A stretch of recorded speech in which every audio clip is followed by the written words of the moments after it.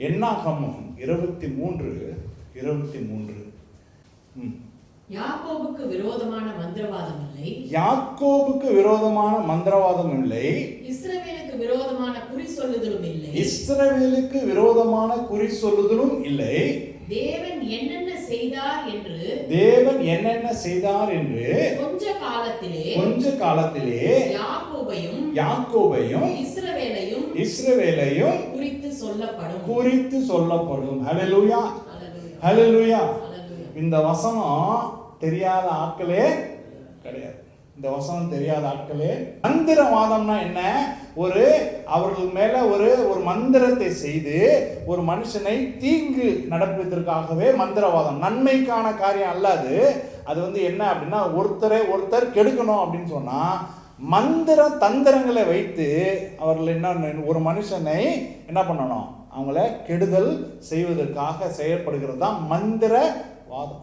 அடுத்தது என்ன இருக்கு? இஸ்ரவேலுக்கு விரோதமான குறி சொல்லுதலும் இல்லை. குறி சொல்லுதல்னா என்ன அப்படின்னா, இன்னைக்கு நம்ம கிறிஸ்தவர்கள் அதையும் சகஜமா செய்ய ஆரம்பிச்சிட்டோம். ஆனா அதுக்கு நம்ம வேற பேர் வச்சிடறோம். குறி சொல்லுதல்னா என்னன்னா, இன்னைக்கு கண்டுபிடிச்சது இல்லை, நேற்று கண்டுபிடிச்சது இல்லை. மனிதன் உருவாக்கப்பட்ட பல ஆயிரம் ஆண்டுகளாகவே எல்லா மனிதனுக்குமே என்ன அப்படின்னா, நாளை என்ன நடக்கும், நாளை என்ன நடக்கும், இனி எதிர்காலம் எப்படி இருக்க போகுது. அண்ணா இப்போதான் எனக்கு கல்யாணம் ஆச்சு, இந்த குடும்ப வாழ்க்கை எப்படின்னா இருக்கும், என் குடும்ப வாழ்க்கை எப்படி இருக்கும், எனக்கு இப்போதான் குழந்தை பிறந்திருக்கு, இந்த குழந்தை எப்படி இருக்கும், கல்யாணம். அதாவது மனுஷனுடைய எதிர்காலத்தை தெரிந்து கொள்ள வேண்டும் என்ற வாஞ்சை ஒவ்வொரு மனிதனுக்கும் இருக்கிறதுனால அதை பூர்த்தி செய்யறது தான் என்னது, குறி சொல்றது. அப்ப அந்த குறி சொல்லுகிறது அப்படின்றது நம்ம கலாச்சாரத்துல மாத்திரம் இல்ல, யூத கலாச்சாரத்துல மாத்திரம் இல்ல, உலகத்துல நாம படிக்கிற எல்லா வரலாறையும் நீ படிச்சு பார்த்தீங்கன்னா, உலகத்துல எங்கெங்கெல்லாம் மனுஷன் தோன்றினானோ எல்லா கலாச்சாரத்திலையும் என்ன இருக்கு, இந்த குறி சொல்லுதலும் மந்திரவாதமும் இருந்திருக்கு. அதுதான் அது உண்மை. ஏன் அப்படின்னா, நம்ம எல்லாம் ஒரே மனுஷன் தான். மனுஷனுக்கு இருக்கிற இயல்பு அதுதான். மனுஷனுக்கு இருக்கிற இயல்பு என்ன முதல்ல அப்படின்னா, இவன் எனக்கு சத்ரு, அதனால நான் அவனுக்கு என்ன பண்ணணும், ஒரு தீங்கை விளைவிக்கணும். நேராக போய் என்னால் சண்டை போட முடியல, நேராக அவனுக்கு தீங்கு விளைவிக்க முடியல, மறைமுகமாக செய்கிறது தான் மந்திரவாதம். அதே போல் இன்னொரு தேவை எனக்கு என்னவா இருக்குது அப்படின்னா, என் வாழ்க்கையில் நாளைக்கு நடக்க போகிறத, நாளான்னைக்கு நடக்க போகிறத, என் வாழ்க்கை எப்படி இருக்கும், என் வாழ்க்கை எப்படி இருக்கும். இதில் நம்ம கலாச்சாரத்தில் ரொம்ப ஜாஸ்தி. நம்ம கலாச்சாரத்தில் ஜாஸ்தி நான் நினச்சிக்கிட்டு தான் இந்த தேசத்துக்கு வந்தேன். ஆனால் இந்த தேசத்தில் நீங்கள் பார்த்தீங்கன்னா நம்மளை சுற்றி சீன கலாச்சாரத்துலேயும் இது இருக்குது, சீன கலாச்சாரத்துலேயும் இருக்குது. ஃபார்ச்சூன் டெல்லிங்னு சொல்கிறாங்க. என்னது அது பேர்? என்னது? Fortune telling. அதாவது உங்கள் ராசி பலன். நம்ம அதுக்கு பேர் வச்சிருக்கிறது என்னது? ராசி பலன். ராசி. யாக்கோபுக்கு விரோதமான மந்திரவாதம். இந்த செய்தியை தயவு செய்து நீங்கள் கொஞ்சம் உன்னிப்பாக கவனிங்க. ஏன்னா கிறிஸ்தவர்களுக்கு நிறைய மூட நம்பிக்கை வந்து விட்டது. நீங்கள் உட்கார்ந்துருக்க கூட நிறைய பேருக்கு அந்த சிந்தனை இருக்குது. இப்போ இந்த மந்திரவாதமும் குறி சொல்லுதல்னு ரெண்டு கேட்டகரி நம்ம இன்னைக்கு டீல் பண்ண போகிறோம். ரெண்டு கேட்டகரின்றது என்ன அப்படின்னா, இங்கே வேதம் நமக்கு ரெண்டு காரியம். ஒன்று, இந்த மந்திரவாதத்தையும் குறி சொல்லுதலையும் நான் செய்கிறது, அது ஒன்று. ரெண்டாவது, எனக்கு செய்யப்படுகிறது. என்னது அது? ரெண்டுத்துக்கு அர்த்தம் புரியுதா? மந்திரவாதம் நான் செய்கிறது, அடுத்தது என்னது, எனக்கு யாராவது செஞ்சு விடுறது, அதுவும் இருக்குல்ல. அப்போ இந்த ரெண்டு கேட்டகரியும் பார்த்துட்டு நம்ம இன்னைக்கு முடிக்க போகிறோம். இப்போ முதல்ல நம்ம பார்க்க போகிறது அப்படின்னா, நான் மந்திரவாதத்தையும் செய்வினையும் செய்யலாமா, அது கரெக்ட் தானா அப்படின்றதை ஆண்டவர் என்ன சொல்றாரு? லேவியராகமம் 20:6. அஞ்சனம் பார்க்கிறவர்களையும், அங்க பாருங்க, அஞ்சனம் பார்க்கிறவர்களையும் குறி சொல்லுகிறவர்களையும் பின்தொடர்ந்து சோரம் போக எந்த ஆத்துமா அவர்களை நாடுகிறானோ அந்த ஆத்துமாவுக்கு விரோதமாக எதிர்த்து நின்று அவனை தன் ஜனத்தில் இராதபடிக்கு அறுப்புண்டு போக பண்ணுவேன். ஹல்லேலூயா. அப்ப இங்க கர்த்தர் உரைக்கிறது என்ன அப்படின்னா, யார் இதை செய்கிறாங்களோ, அஞ்சனம் பார்க்கிற ஒரு இடத்துல போகிறவங்களும் குறி சொல்லுகிற ஒரு இடத்துல போகிறவங்களையும் ஆண்டவர் எவ்வளோ கடுமையான வார்த்தையை சொல்கிறாருன்னா, அவங்கள எப்படி பண்ணுவாராம் அப்படின்னா, ஜனத்தில் தன் ஜனத்தில் இராதபடிக்கு என்ன பண்ணுவாராம், அறுப்புண்டு போக பண்ணுவாராம். அறுப்புண்டுன்னா என்ன, விலக்குவேன்லாம் சொல்லல அவர். எப்படி சொல்லல, விலக்குவேன்லாம் சொல்ல, அறுப்புண்டு போகும் அப்படின்னா வேர்ல இருந்து அவர்கள் எடுத்து போட்டு பிடுங்கிறது. வேர்ல இருந்து. இவ்வளோ ஆக்ரோஷமான வார்த்தையை யாருக்கு சொல்றாருன்னா, அஞ்சனம் பார்க்கிற இடத்துல போகிறவங்களுக்கும் அங்க அவங்க குறி சொல்லுகிற இடத்துல போகிறவங்களுக்கே இந்த ஒரு தண்டனையை ஆண்டவர் சொல்றாராம். தன் ஜனத்திலிருந்து வேரோடு அவன் பிடுங்கப்பட்டு அவன் நிர்மூலமாகும்படி அறுப்புண்டு ஆண்டவர் செய்வேன்றார். அடுத்த வசனம் அதே போல உபாகமம் 18:10-12. உபாகமம் 18:10-12. தன் மகளையாவது தீக்கடக்க பண்ணுகிறவனும் மறுபடியும் சொல்லுங்க, குறி சொல்லுகிறவனும் நாள் பார்க்கிறவனும் அஞ்சனம் பார்க்கிறவனும் சூனியக்காரனும் மந்திரவாதியும்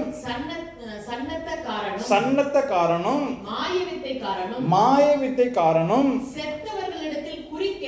செத்தவர்களிடத்தில் குறி கேட்கிறவனும். நல்லா பாருங்க, உங்களுக்குள்ளே இருக்க வேண்டாம். ஹல்லேலூயா. இப்படிப்பட்டவைகளை செய்கிறவன் எவனும் கர்த்தருக்கு, இங்க பாருங்க, கர்த்தருக்கு வேண்டாத காரியங்கள். வார்த்தை பிரயோகங்களை கொஞ்சம் தயவு செய்து கொஞ்சம் கவனிங்க. வார்த்தை பிரயோகங்கள் ஆண்டவர் சில காரியங்களை இது வேண்டாம் அப்படின்னு சொல்றாரு. இது என்ன சொல்றாரு, வேண்டான்னு சொல்றாரு.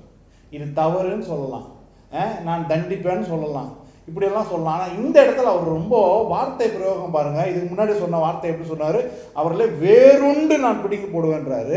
இந்த இடத்துல என்ன, அவர்களை அவர் அருவருக்கிறவராய் காணப்படுகிறார். அடுத்தது இதை அருவருப்புல கொண்டு போய் சேர்க்கிறார். இது பாவம் கூட இல்ல, இது எதுல போய் சேருது, அருவருப்புல கொண்டு போய் சேருகிறது.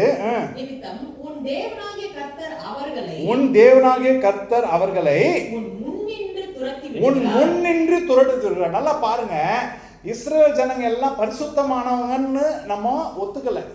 அவங்க மத்தியில் நிறைய பாவம் இருந்துச்சு, பொறாமை இருந்துச்சு, போட்டி இருந்துச்சு, கோபம் இருந்தது, எல்லாம் இருந்தது. அவங்க வாழ்ந்து கொண்டு இருந்தாங்க. அதெல்லாம் செய்யாதீங்கன்னு ஆண்டவர் அவர்கள் கற்பனைகளை கொடுத்து அவங்கள வழிநடத்தி கொண்டு இருந்தாங்க. ஆனால் சில காரியங்களை ஆண்டவர் ரொம்ப தீர்க்கமாக ஹேண்டில் பண்ணுறாரு. சில காரியங்களை ரொம்பவும் ஆக்ரோஷமாக ஹேண்டில் பண்ணுறதில்ல. ஒன்று என்ன அப்படின்னா, இந்த மந்திரவாதமும் குறி சொல்லுதலும். இது சுத்தமாக வேரோடு ஆண்டவருக்கு அது அருவருப்பானதுன்னு கையில் போடப்பட்டிருக்கு. அருவருப்புடைய அர்த்தத்தை நீங்கள் அண்டர்லைன் பண்ணி பார்த்தீங்கன்னா உங்களுக்கு நல்லா புரியும். நிறைய நம்ம பார்க்குறோம், ஊர்ல எல்லாம் பார்க்கும்போது சாப்பிடும் பொழுது உள்ள இங்கே கூட பார்த்துருக்குறோம், காக்ரோச் வருது, பல்லி வருது. பல்லி வந்து எடுத்து போட்டு சாப்பிட்டவங்க யாரா இருக்கீங்களாங்க? நீ நிஜமாவே விசுவாசியா? நீ அப்படியாப்பட்டவங்க இருக்கிறீங்கன்னா நீங்கள் விசுவாசி. பல்லியை பார்த்ததில்லை, ஆனால் அந்த மாதிரிலாம் ஃபோட்டோ பிடிச்சி பார்க்குறாங்கல்ல. இப்போ டார்மெண்ட்ரிலெல்லாம் அந்த மாதிரி இருந்துச்சாமே. பூரான்லாம் நம்ம ஜோசப் இருந்தப்போ அவனுக்கு ஃபோட்டோ அனுப்பிச்சான். பூரான்லாம் அதில் இருக்கும். அண்ணா இப்படிலாம் சாப்பாடு கொடுக்குறாங்களேன்னு சொல்லுவாங்க. அப்போது ஒரு எறும்பு 2 எறும்பு பார்க்குற இடத்துல ஒரு பூராணியும் ஒரு பல்லியை பார்க்கும்போது உங்களுடைய மைண்டு என்னவா மாறுது திடீர்னு? அப்படியே என்னவா மாறுது, இது எனக்கு தீங்கானது, இதை எடுத்துட்டு போய் அப்படியே என்ன பண்ணுவோம், நம்ம பூரா தானே எடுத்து சாப்பிடுன்னு சொல்லுவோமா? அருவருப்பாய் மாறுகிறது. ஹல்லேலூயா. அதே போல தான் ஆண்டவருக்கு மற்ற தப்புகள் எல்லாம் தப்பா தெரிகிறது, அதை எடுத்துட்டு வாழுப்பா அப்படின்னு சொல்றாரு. ஆனா எங்க அஞ்சனம் பார்க்கிறதோ, மந்திரவாதமோ, சூன்யமோ, இந்த லிஸ்ட்ல இருக்கிற அத்தனையும் வரும்பொழுது அங்க ஆண்டவர் சொல்லுகிறது என்ன, அது எல்லாம் உங்களிடத்துல இருந்து முற்றிலுமாய் துரத்தி விடப்பட வேண்டும். முற்றிலுமா என்ன பண்ணணும்?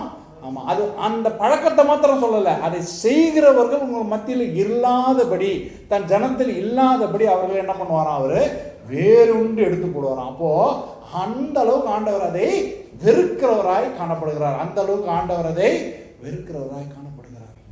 ஏன் அது மேல அவ்வளோ ஒரு வெறுப்பு வருது அப்படின்னு சொல்லும்போது உங்களுக்கு நல்லா ஞாபகம் வரணும், ஆண்டவர் அதை வெறுக்கிறேன்னு சொன்னதுனால தான் நமக்கு அது மேல இருக்கிற பயம் அதிகமாய் வந்திருக்கிறது. ஹல்லேலூயா. கரெக்டா இல்லையா? நீங்க மந்திரவாதம் இன்னைக்கு கிறிஸ்தவர்கள் அதிகமாய் ஜெபிக்கிறது எதற்காக? நம்ம எதுக்காக ஜெபிக்கிறோம் அதிகமா? ஃபாஸ்டிங் பிரேயர்னால என்ன? இந்த வசனத்தை சொல்லி தான் ஜெபம் பண்ணுவாங்க. என்ன வசனம் அது? சொல்லி என்ன ஜெபம் பண்ணுவோம்? அப்படின்னா நம்ம எல்லாம் என்ன நம்புறோம்? நம்ம எல்லாம் நம்ம நம்புறோம் ஏதோ நமக்கு யாரோ செய்கிறாங்க, செஞ்சிட்டு இருக்கிறாங்க, இப்போ நடந்துக்கிட்டு இருக்குதுப்பா, அங்கே நடந்துக்கிட்டு இருக்குது. ஏன் அந்த உணர்வு வருகிறோன்னா, ஆண்டவர் இந்த வார்த்தையை திருப்பி திருப்பி திருப்பி நமக்கு சொன்னதுனால நமக்கு என்ன வந்துருச்சுன்னா, அந்த மந்திரவாதத்தின் மேலேயும் அது மேலே ஒரு பயத்தை வந்து, அது நமக்கு ஏதோ தீங்கு செஞ்சிருமோ, அதனால் ஆண்டவரே சொல்லியிருக்காரு பாருங்க, அது உங்கள் மத்தியில் இருக்கக்கூடாது அப்படின்னு விளக்குங்கன்னு ஆண்டவர் சொல்லுறதுனால நம்ம அதை என்ன பண்ணிடுறோம்னா, அது வந்து ஒரு டேஞ்சரஸ் ஐட்டமாக நினச்சிக்கிட்டு அதை நம்ம என்ன பண்ணிடுறோம், அதை ஒதுக்கிறதுக்கு ட்ரை பண்ணுறோம். ஆனால் இன்னைக்கு உங்களுடைய சிந்தையை கொஞ்சம் உங்களுக்கு தெளிவுபடுத்த தான் இன்னைக்கு வசனத்தை கொண்டு வந்திருக்கிறோம். ஹல்லேலூயா. இன்னைக்கு ஆண்டவர் அது உங்களை ஏதாவது தீங்கு பண்ணிடும்ன்றதுக்காக அதை விளக்க சொல்லலை. அது உன்னை தீங்கு செய்திருமோ, ஆண்டவரே இல்லாமல் உங்களை ஏதோ தீங்கு செஞ்சிடும், உனக்கு ஏதோ கஷ்டத்தை கொடுத்துருன்றதுக்காக அந்த பக்கம் போகாதப்பா, அதெல்லாம் விடாதப்பான்னு ஆண்டவர் உங்களை கெஞ்சலை. ஆண்டவர் அதில் ஒரு வார்த்தையை நமக்கு வைத்திருக்கார். என்னன்னு பார்ப்போம். ஏசாயா 8:19-20 அங்கே ஆண்டவர் தன்னுடைய இருதயத்தை வெளிப்படுத்துகிறார். ஏசாயா 8:19-20 அவர்கள் உங்களை நோக்கி அஞ்சனம் பார்க்கிறவரிடத்திலும்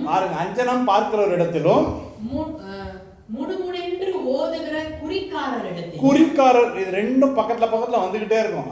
குறிக்காரர் விசாரிங்கள் என்று சொல்லும்போது, உங்களிடத்தில் விசாரிங்கள் அவங்க வந்து சொல்லும் பொழுது, ஜனங்கள் தன் தேவனிடத்தில் விசாரிக்க வேண்டிய, நல்லா அண்டர்லைன் பண்ணுங்க, ஜனங்கள் தன் தேவனிடத்தில் விசாரிக்க வேண்டியதல்லவோ, உயிர் உள்ளவருக்காக செத்தவரிடத்தில் விசுவாசிக்கலாமோ, வேதத்தையும் சாட்சி ஆகமத்தையும் கவனிக்க வேண்டும். இந்த வார்த்தையின்படியே சொல்லாவிட்டால் அவர்களுக்கு விடிய காலத்து வெளிச்சமில்லை. ஹல்லேலூயா. இன்னைக்கு உங்க வாழ்க்கையில ஒரு வெளிச்சம் வருவதாக. அப்ப ஆண்டவர் அதை ஏன் விளக்க சொல்லுகிறார் அப்படின்னா, தேவனுக்குரியவர்கள் தேவனிடத்துல போக வேண்டும் என்று ஆண்டவர் விரும்புகிறார். ஹல்லேலூயா. அப்போ உன்னுடைய வாழ்க்கையில என்னைக்கு அஞ்சனம் பார்க்கிறதும் குறி சொல்லுகிறதும் வந்து கிடுகிறதோ, அன்னைக்கு மனுஷங்க ஆண்டவரிடத்துல செல்லுவதை காட்டிலும் எங்க போவாங்க? குறி சொல்வதற்கும் அஞ்சனம் பார்க்கிறது. அதனால தான் ஆண்டவர் தன்னுடைய மகிமையை விட்டு கொடுக்க மாட்டார். அவர் வந்து எரிச்சல் உள்ள தேவன் என்று வேதம் அவரையே தன்னை சொல்லிக்கிறது. காரணம் என்ன? என் ஜனங்க என்னிடத்துல தான் வர வேண்டும் ஆண்டவர் விரும்புகிறார். அவரிடத்துல வரணும்னு விரும்புகிறதுனால அதுக்கு தடையா இருக்கிற முக்கியமான காரணம் என்ன? அஞ்சனம் பார்க்கிறதும் குறி சொல்லுகிறதும். ஹல்லேலூயா. மந்திரவாதமும் குறி, உனக்கு என்ன தேவையா இருந்தாலும் சரி, உனக்கு என்ன பாதகமா இருந்தாலும் சரி, எந்த பலவீனமா இருந்தாலும் சரி, என்ன ஒரு ஆபத்தா இருந்தாலும் சரி, நாம யார் இடத்துல போக வேண்டாம்? தேவனிடத்துல போகணும்ன்றதை தேவன் எதிர்பார்க்கிறார். அதுக்கு தடையா இருக்கிறது என்ன அப்படின்னா, அஞ்சனம் பார்க்கிறவங்களும் குறி சொல்லுகிறவர்களும் மந்திரவாதிகளும் இவங்கெல்லாம் அந்த வேலையை செய்கிறதுனால ஆண்டவர் சொல்லுகிறார், நீ அங்கே யார் போகிறீங்களோ அவர்களை வேறுண்டு அறுக்க வேண்டும். ஏன்னா அவங்க சாத்தானுடைய வேலையை செய்கிறாங்க. ஹல்லேலூயா. யாருடைய வேலையை செய்கிறாங்க? சாத்தான். யாரெல்லாம் தேவனிடத்திலிருந்து அவருடைய பிள்ளைகளை அவர்கள் ஒதுக்குற, அவர் பிள்ளைகளை பிரிக்கிற வேலையை செய்கிறாங்களோ அவர்கள் மேல் தேவனுடைய கோபாக்கினை பலமாக இறங்கும். ஹல்லேலூயா. அதனால தான் அந்த அஞ்சனம் பார்க்காத, அதனால தான் குறி சொல்றதுக்கு போகாதன்னு ஆண்டவர் சொல்றாரே தவிர, குறி சொல்றதுக்கு நீ போகிறதுனால அங்கெல்லாம் போறதுனால உனக்கு தீங்கு வந்துரும்னு ஆண்டவர் சொல்லவில்லை. ஹல்லேலூயா. உன் தீங்குக்கு உன் தேவைக்கு என் கிருபை உனக்கு போதும் என்று ஆண்டவர் இன்னைக்கு நமக்கு வெளிப்படுத்துகிறார். ஹல்லேலூயா. அப்போ இதெல்லாம் என்னை பாதித்துறோன்றதுக்காக என்ன சொல்ல, நல்ல பெரிய வித்தியாசம். அதை நல்ல ஆழத்தில் கொஞ்சம் புரிஞ்சுக்க முடிஞ்சா புரிஞ்சுக்கொள்ளுங்க. இதெல்லாம் என்னை பாதித்து விடுன்றதுக்காக போகாதன்றதுக்காக இல்லை. நீ அங்கே போகிறதே எனக்கு ஏன் பிடிக்கலன்னா, நீ என்னிடத்தில் வராமல் அங்கே நீ போகிறாய். ஹல்லேலூயா. நான் இருக்கும் பொழுது நீ எங்கே அங்கெல்லாம் போய்கொண்டிருக்கிறா. அப்போ அதனால தான் ஆண்டவர் போகிறவங்களையும் தண்டிக்கிறாரு, அதை போகிறதுக்கு அங்கே செய்கிறவங்களையும் என்ன பண்ணுறாரு, உங்கள் ஜனங்கள் மத்தியில் அவங்க இராதபடிக்கு அவர் என்ன பண்ணுறாரு, அவங்கள விலக்கி போடுங்க. ஏன்னா ஒருத்தர் போக ஆரம்பிச்சிட்டாங்கன்னா மற்றவங்க என்ன பண்ணுவாங்க? ஆமாம். ஏன்னா ஆண்டவர் இடத்துல நம்ம போகும்போது ஆண்டவர் நம்மை சீர்திருத்தி அவர் என்ன பண்ணுவார்? ஆசீர்வதிப்பார். கரெக்டாக இல்லையா? இஸ்ரவேல் ஜனங்களை அவர் எப்படியெல்லாம் வழிநடத்தி கொண்டு வந்தார் அப்படின்னா, அவர்களுடைய குற்றங்களை பாவங்களை சொல்லி அவர்களை மனம் திரும்புதலுக்கு அவர்களை வழிநடத்தி அவர்களை ஆசீர்வதித்து வழிநடத்தி கொண்டு வந்தார். கரெக்டாக இல்லையா? இதற்கு ஒருத்தர் ஷார்ட்கட்டை உருவாக்கி, இங்கெல்லாம் நீங்கள் போக வேண்டாம், நீங்கள் எங்கே போகணும்? நீங்கள் நீங்கள் இந்த அஞ்சனம் பார்க்குறவங்ககிட்ட போகணும் அப்படின்னு சொல்லியாச்சுன்னா ஆண்டவர் அப்படியே பைபாஸ் பண்ணி ஜனங்க எங்கே போயிடுவாங்க? அவர்கள் தேவைகளுக்கு எல்லாம் அந்த அஞ்சனம் பார்க்குறவர் நம்புறவர்களாக போடுவாங்க. இப்போ நான் இதை சொல்லும்போது உலகத்தில் இருக்கிற சாயல் இப்படி இருக்குதுன்னு நீங்கள் நினச்சி கொள்ளலாம். உலகம் அப்படி தான் இப்போ வாழ்ந்து கொண்டு இருக்குது. தேவனை தேடுகிறது இல்லை. அது எந்த தெய்வமாக கூட இருக்கலாம். தேவனை தேடுறது இல்லை. அவங்களுக்கு ஒரு கஷ்டம் ஒரு நஷ்டம் அப்படின்னா எங்கே போகிறாங்க? முதல்ல அவங்க ஜோசியக்காரர்கிட்ட போகிறாங்க. நம்ம எங்கே போகிறோம்? அது தீர்க்கதரிசி. நம்ம எங்கே போகிறோம்?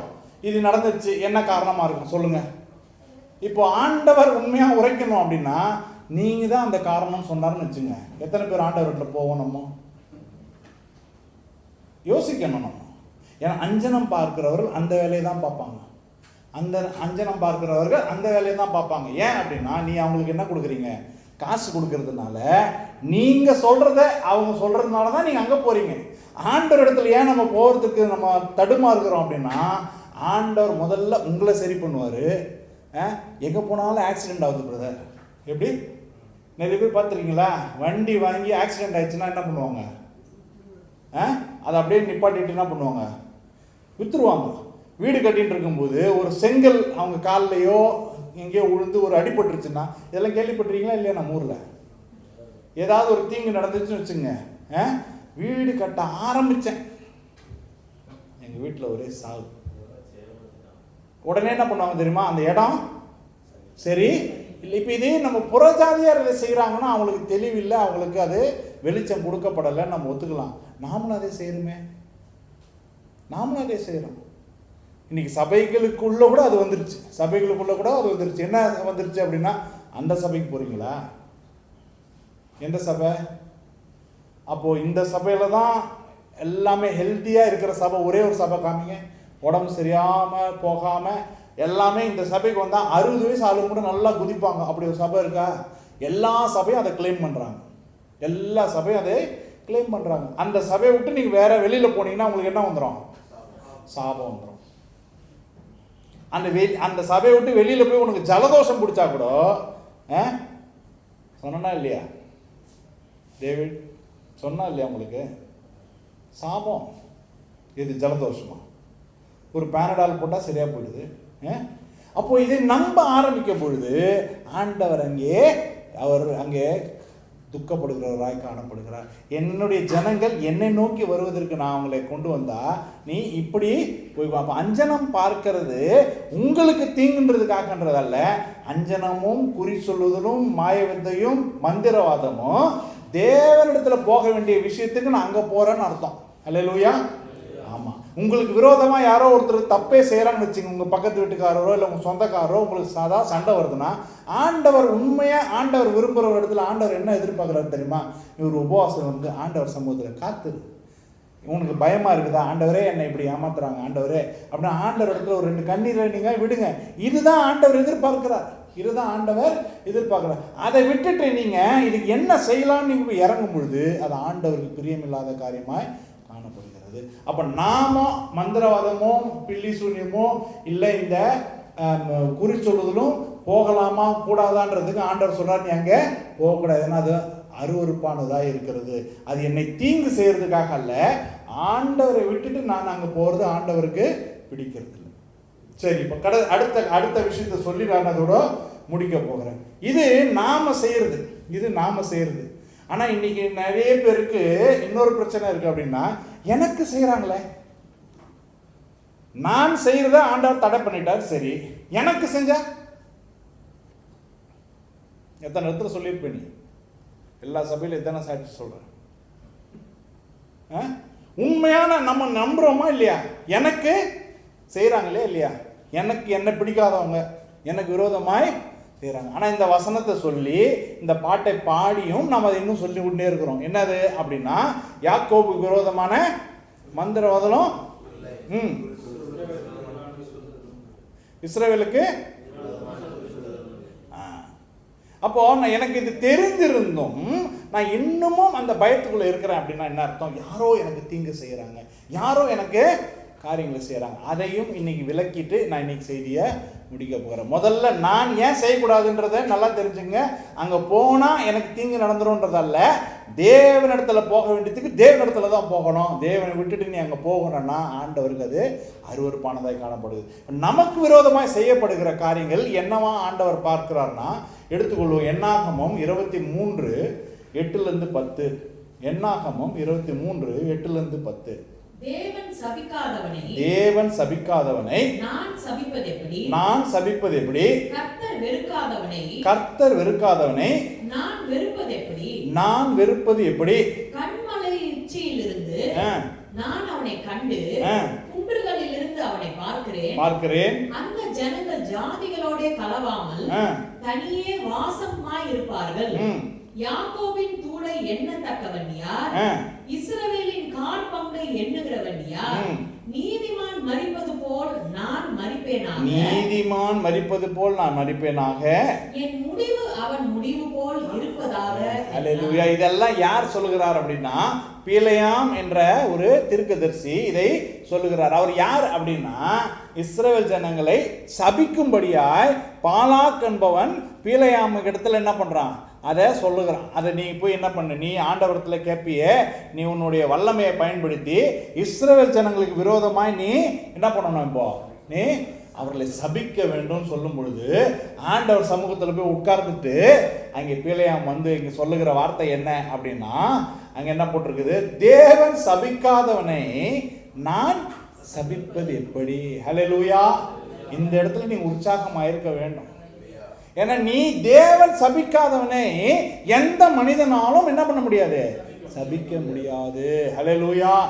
தேவன் சபிக்காதவனை நான் எப்படி சபிக்க முடியும்? தேவனுடைய பிள்ளையாகவே இருந்தாலும், இது வெளியில புறஜாதியார் அல்ல, தேவனுடைய பிள்ளைகளாகவே இருந்தாலும், இங்க தேவனுடைய தீர்க்கதரிசி தான் அவரு. பிலேயாம் வந்து இந்த கர்த்தர் இடத்துல தான் அவர் பேசுறாரு. அந்த கர்த்தர் இடத்துல பேசுகிறவரே என்ன சொல்றாருன்னா, தேவனுக்கு அவனிடத்துல குற்றம் காணலைன்னா என்னால் ஒண்ணுமே செய்ய முடியாதப்பா. கர்த்தர் வெறுக்காதவனை நான் வெறுப்பது எப்படி? ஹல்லேலூயா. அப்ப ஆண்டவருக்கு நான் பிரியமாய் இருக்கும் பொழுது, கர்த்தரின் பட்சமாய் இருக்கும் பொழுது, எனக்கு விரோதமாக வருகிறவன் யார் என்று மனிதன் எனக்கு என்ன செய்வான்னு வசனம் நமக்கு சொல்லுகிறது. ஹல்லேலூயா. அதை நம்ம படிக்கிறோமே தவிர அது உணர்கிறது இல்லை. அது உணர்கிறது இல்லை. எனக்கு விரோதமாய் நடக்குதுன்னா அப்போ அதில் என்ன ஒரு பிரச்சனை இருக்கலாம் அப்படின்னா, மேபி என்னுடைய வாழ்க்கையில் தேவன் சபிக்கும்படியாய், தேவன் வெறுக்கும்படியாய் ஏதோ ஒரு காரியம் இருக்குதுன்னு இருந்தால் தான் என்னிடத்துல பயம் வரும். ஹல்லேலூயா. அப்போ இன்னைக்கு அதெல்லாம் இல்லைங்க, ஆனாலும் பயம் வருதுன்னா அது எனக்கு இருக்கிற மூட நம்பிக்கை. ஹல்லேலூயா. ஆண்டவர் இன்னைக்கு அதிலிருந்து உன்னை விடுதலை ஆக்க ஆண்டவருக்கு பிரியமாக நீ நடந்து விட்டேன்னா, ஆண்டவருக்கு நீ பிரியமான பிள்ளையா நடந்து விட்டேன்னா, ஆண்டவருடைய தீர்க்கதரிசியாவே இருந்தாலும் சரி, அவங்கள உங்களால சபிக்க முடியாது. ஹல்லேலூயா. அவங்களுக்கு தீங்கு விளைவிக்க முடியாது. ஹல்லேலூயா. ஆண்டவர் அப்படியெல்லாம் மீறி, இப்போ இவர் வந்து நல்லா பைபிள் படிக்கிறார். இப்போ நான் மைக்கு பிடிச்சி பிரசங்கம் பண்றேன். நீ ஒரு விசுவாசி, நான் வந்து இங்கே வழி நடத்தி ஊழியக்காரன்னு வச்சுக்கோங்க. எனக்கு உங்களை பிடிக்கல, எனக்கு உங்களை பிடிக்கல. இப்போ ஆண்டவர் சமூகத்தில் போகும்போது, உன்னை விட நான் 20 வருஷம் தெரியுமா விசுவாசம், ஆண்டவர் இடத்துல போய், ஆண்டவரே அவன்லாம் நேற்று வந்தவன், அவனை ஒரு கை பாருங்க அப்படின்னு நான் சொன்னான், நம்ம மனசில் என்ன இருக்கும்? ஐயோ அவர் பாஸ்டர், ஐயோ அவர் ஊழியக்காரர் சொன்னால் அப்படியே நடந்துடும், ஊழியக்காரர் சொன்னால் நடக்காது. இங்கே யார்? இங்கே பிலேயாம் யார்? பிலேயாம் யார்? இப்போ இதை சொல்கிறதுக்கு நிறைய பேர் என்ன கல்லடித்து கொள்ளுவாங்க. இது நம்ம ரொம்ப கான்ட்ரவர்ஷியலாக சொல்கிறேன். அந்த மாதிரி பவர் ஆண்டவர் கொடுக்கறது இல்லை. ஏன், யாருக்கு கொடுப்பாரு அப்படின்னா, நம் வாழ்க்கையில் ஆண்டவருக்கு விரோதமாக அங்கே என்ன போடப்பட்டிருக்கு, தேவன் சபிக்காதவனை. அப்போ நான் எப்படி இருக்கணும்? தேவன் சபிக்காதபடி நடந்து கொள்ளணும். அடுத்தது என்ன இருக்கு? கர்த்தர் வெறுக்காதவன் நான் வெறுப்பது எப்படி? அப்போ நான் கர்த்தர் என்னை வெறுக்காதபடி நான் எப்படி இருக்கணும்? நான் நடந்து கொள்ள வேண்டும். இப்போ என் மைண்டில் இதுதானே நின்று இருக்கணும். ஏன் என் மைண்டில் இது நிற்கல? என் மைண்டில் இது நிற்காம என்ன நின்றுடுச்சு? ஓ, அவர் பெரிய ஊழியக்காரர், அவர் பெரிய இடம், அவர் பெரிய ஊழியக்காரர், அவர் என்ன சபிச்சிருவார், இவர் என்ன சபிச்சிருவார்? நான் அவங்களை பார்த்து பயப்படுகிறதுக்கு அல்ல. அதனால தான் வசனம் சொல்லுறது, கர்த்தரின் பட்சத்தில் இருக்கும் பொழுது மனிதன் எனக்கு என்ன செய்வான்? அல்லேலூயா.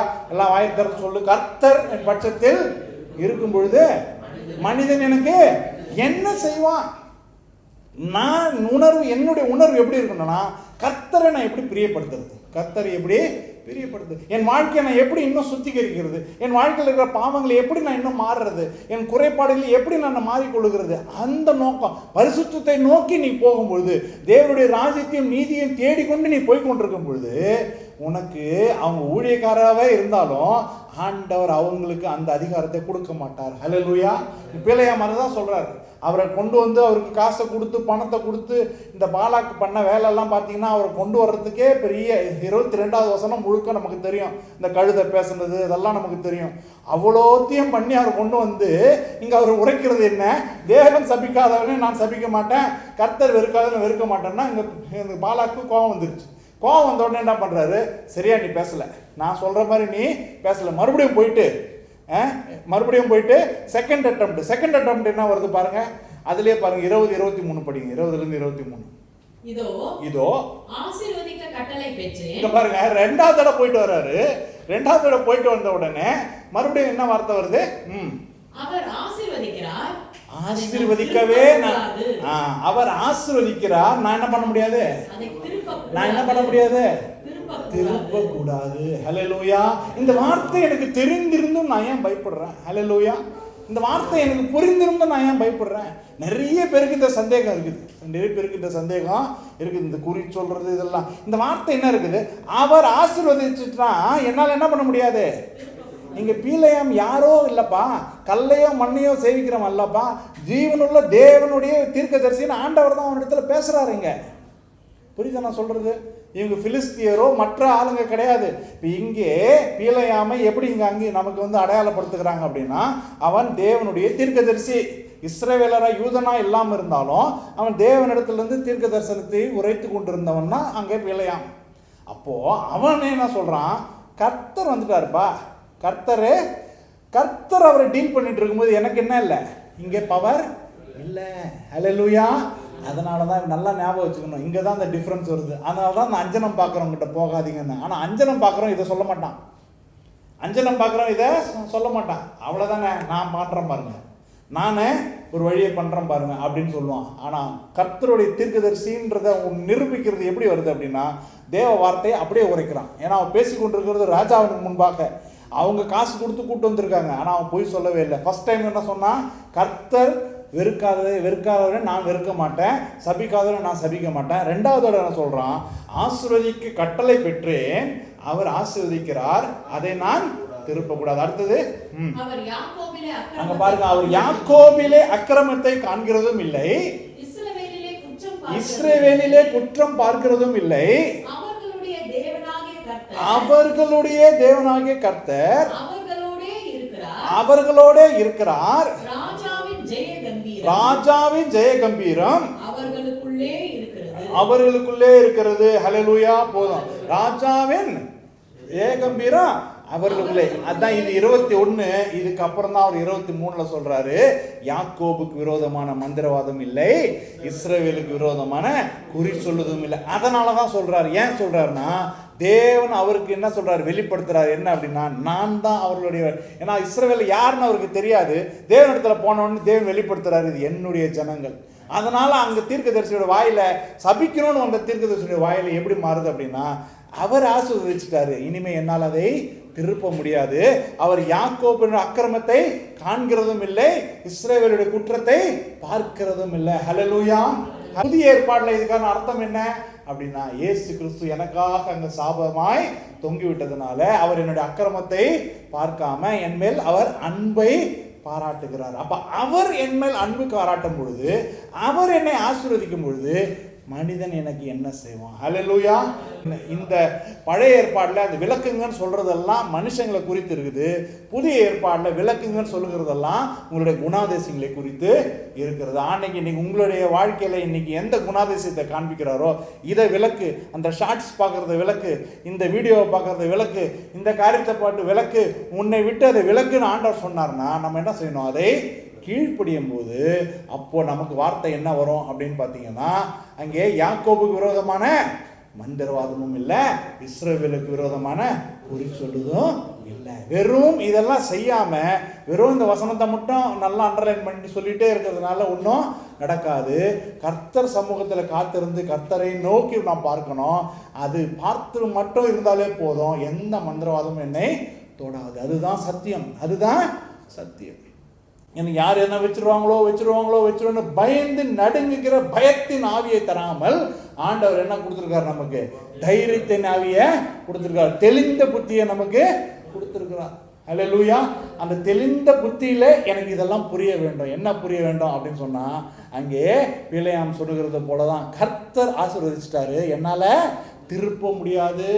கர்த்தர் உனக்கு ஆசீர்வாதத்தை கொடுக்க ஆரம்பிச்சிட்டாருன்னா எந்த மனுஷன் நினைச்சாலும் அதை என்ன பண்ண முடியாது, திருப்ப முடியாது. அதனாலதான் வசனம் சொல்றது, கர்த்தர் திறந்ததை மனிதன் மூட முடியாது, கர்த்தர் மூடினதை மனிதன் திறக்க முடியாது. கண்களை மூடுவான். ஹல்லேலூயா.